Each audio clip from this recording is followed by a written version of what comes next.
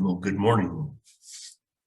We're continuing the journey together, you and I, now heading down the garden path. I had shared in our last video together that after my trip to India, I was devastated. I was really had that experience similar to Dorothy in The Wizard of Oz, where I wanted to just be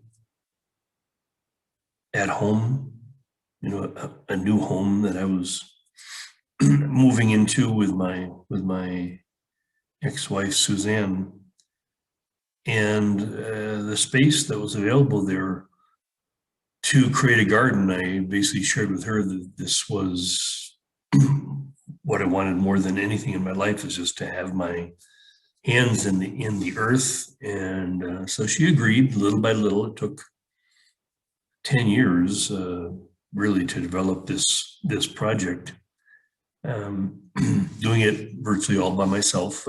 I did develop a garden landscape company where eventually I had some young employees.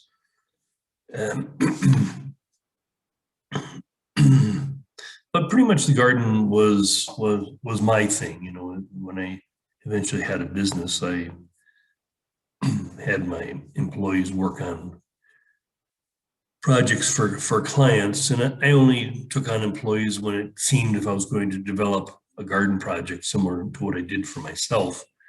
I mean, I couldn't take 10 years or 10 months. I had to be able to do it in a week or two. So I needed more help. There's a lot involved in say, converting just a grassy yard into a garden, first extracting all the grass and then putting in some foundation material, edging material. I found in my garden. I'll share a couple photos that I lined the garden paths with large river stone, crushed stone as the pathway, and then of course the garden beds. And it's really lovely when you create a garden. It's really like designing a home, because you're creating all these different rooms, the different areas that will feature different types of plants. And it was interesting because to get involved in this, I decided to take some courses at a nearby technical college. And the first class I took was a class on soil, and it was so fascinating. I was really hooked. So I was kind of taking the classes to help me just do my own project. But then, like I say, it became obvious that being a middle-aged, now in my early 40s, middle-aged French guy, having a little garden business was quite attractive. And when I started working for clients myself without employees, I focused on pruning trees, ornamental trees, which to this day I enjoy so much. I took classes in arboriculture, and actually would do some internships in some arbor tree related businesses to learn more, mostly just because I enjoyed it. Most of the landscape work I ended up doing as a company with some young employees. I got involved in this project through the university, where young men and women would come from all over the world through this program, and to work in some form of agriculture, some form of in landscaping, fit into that area. So yeah, I had a delightful series. In fact, I'm still connected with some of my early employees, Bartek from Poland, and yeah, several others. But the thing for me to remember was this was my healing.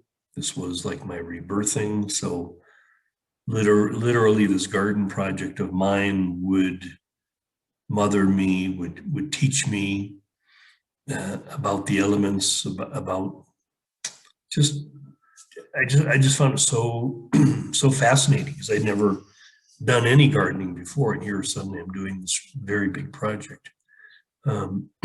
It it consumed me, and now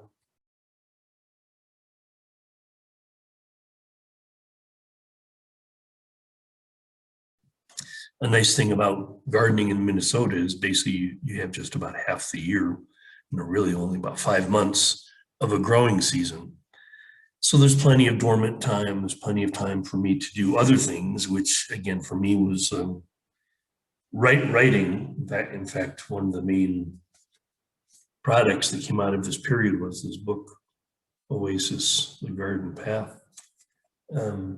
So in the wintertime, I had a lot of time for writing, I got very involved in cross-country skiing just as a way of keeping up with my health and fitness. I had mentioned during this process, there was really a 17-year process from the time that I was 33 until the time that I was 50 that I didn't drink any alcohol. I didn't smoke, and I used to be a cigarette smoker. Then for a while got into smoking cigars as a result of the men's work, and then golfing, whatever.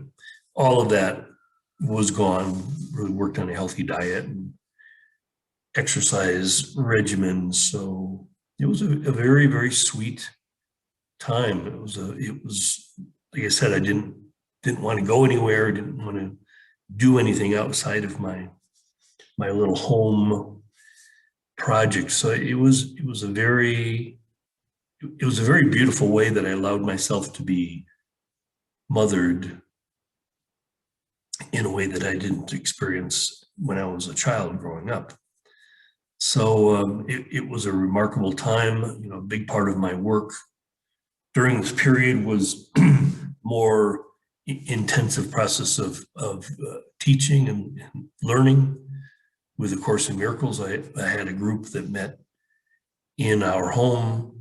I was involved in a weekly group at the Unity Church in Golden Valley, suburb of Minneapolis.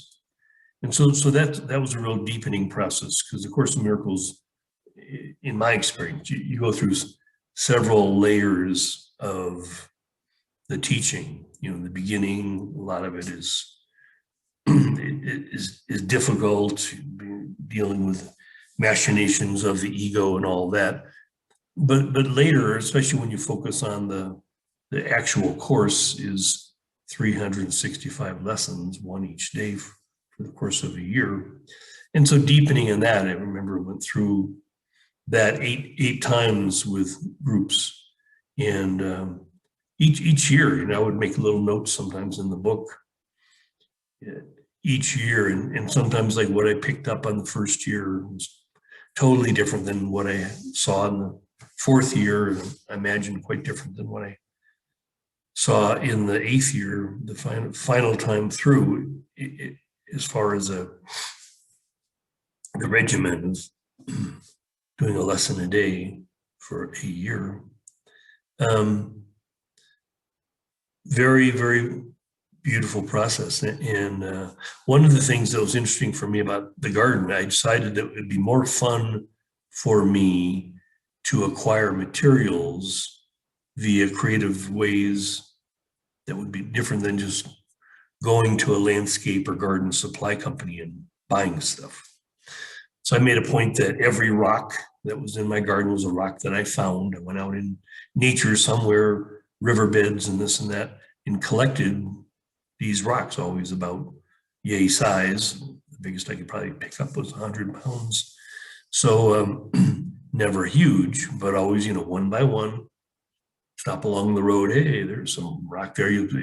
Whenever there's like construction, especially like road construction, when they're moving material, always there's piles of rocks that get put off to the side. So it was a slow, organic process. And because I had worked as part of my internship, I had worked for a couple of companies. One in particular, a landscape garden supply company. I saw how they discarded plants all the time that were either a little deformed or sick, or in some cases, in the case, in fact, of this one particular shrub rose, I remember to this day, this beautiful pink shrub rose called Jen's Monk.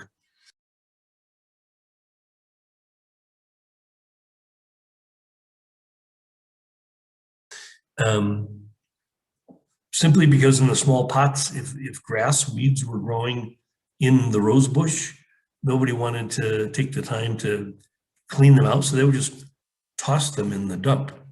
So I remember for my garden, for this one particular variety of rose, Jen's Monk, I had probably 25 plants that I got all for free. So it was really fun, working there, because I saw that it was pretty much okay with them that I scoured through the dump on a regular basis and took, I remember, some trees that had like a canker or something. So it was going to be a little deformed. And that again was such a beautiful process for me to, plants were nurturing me, but I could also nurture plants back to health. So it was very key. I think probably all of the trees that I had growing in my garden space, because you want big plants and small plants, and it's really a lovely design process. The larger plants were all plants that I had brought back from being near dead or being damaged. Damaged in a winter snowstorm breaks a big branch. Again, it might look a little odd at first, but as you prune, this is again something that I'm being taught, this principle of pruning back to allow for new growth. It's this whole process now I call conscious dying and conscious living. There's a very important part of our growth, our transformation, that involves falling back. You move forward and falling back. The art of surrender is for me very key. And I would say I probably learned this as well as any place in the garden, certainly always also in my marriage, because like I mentioned before, Suzanne and I decided to build our marriage on the foundation of the principles, teachings of A Course in Miracles. And there's a great line, of course, that says, would you rather be right or be happy? And in a relationship, that comes up all the time. Is it more important, you're having a disagreement, is it more important to be right or to just let go and be happy? So for me, I was kind of lucky because Suzanne was much more aggressive and much more, her personality was much more dictated by her ego. So it was interesting. She was much more masculine and I was much more feminine in all the things that I've always loved or would learn to love: cooking and gardening and spirituality. Very, very much more feminine part of the soul. So for me, in our marriage, typically she wanted to be right and I wanted to be happy. So it worked out very nicely. That's kind of a nice balance in a relationship. If both people want to be right, then you got a problem, endless battles. And if both people want to be happy, you probably never get anything done, because sometimes you have to have somebody want to do the right thing. So it was a very beautiful